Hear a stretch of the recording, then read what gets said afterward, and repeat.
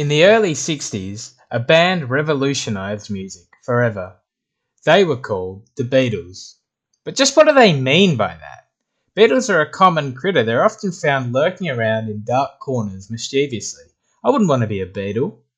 But these weirdos did, probably because they're British. John Lennon, Paul McCartney, George Harrison, and this guy. Together, they formed the Beatles. Well, they didn't, but nobody liked Pete, so they got rid of him.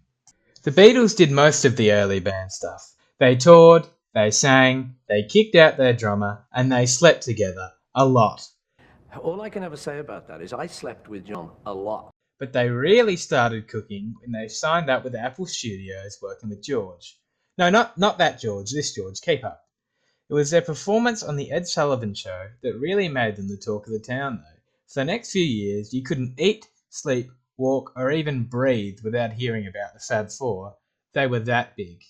But after the death of their beloved manager, Brian Epstein, the Beatles stopped touring for good and they started tripping bowls in the studio. I mean, these guys were zonked out of their minds on LSD, and it produced some of the most critically acclaimed albums the world has ever seen. If you're a snotty-nosed, half-baked, melon-headed, zesty-ass musical connoisseur gooner, the Beatles' incomprehensible run from Rubber Soul, Revolver, Sgt. Pepper's Lonely Hearts Club Band, Magical Mystery Tour, The White Album and Abbey Road will turn your blue walls white. The impact that this run had on music history is unfathomable. Do you want to hear a heartbreaking breakup song? What about a man whinging about tax rates? Perhaps a 10-minute screaming session, or a tripped out drug session, or another. How about one more, or two or three? But if you're not a snotty-nosed, half-baked, melon-headed, zesty-ass musical connoisseur gooner, the songs are pretty good. It wasn't all sunshine, daisies, and Lucy's in the sky for the Beatles, though.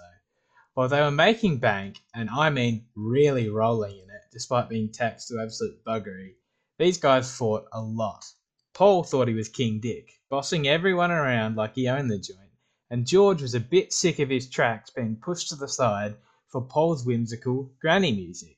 And John dropped his wife and kid for some Japanese troglodyte, woman, and Ringo probably got a hemorrhoid or something, I don't know, who really cares? But during the Let It Be sessions, these frustrations culminated in George Harrison, the quiet Beatle, quitting the band randomly after lunch one day. Though John, Paul, and whoever the fuck this is twisted his arm into returning, everyone knew the end was near.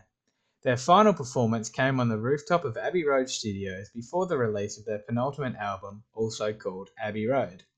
The band broke up shortly after its release, with their final album, Let It Be, released a few months after the breakup. Now, all the Fab Four went on to have massive solo careers, and they might just be the topic for another day, but we're not going to go into them now. And we're never going to go into Ringo, because I know nobody cares.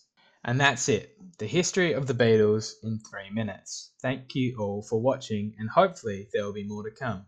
It's important here that I just mention that I swindled this channel idea from a 3-year-old video I saw about talking heads. It was a fantastic video, and I was very upset that they never made another one, so I've decided to do it myself. That video is linked in the description if you want to see this format done way better. Otherwise, just subscribe and whatnot. Okay, bye. I hate you all.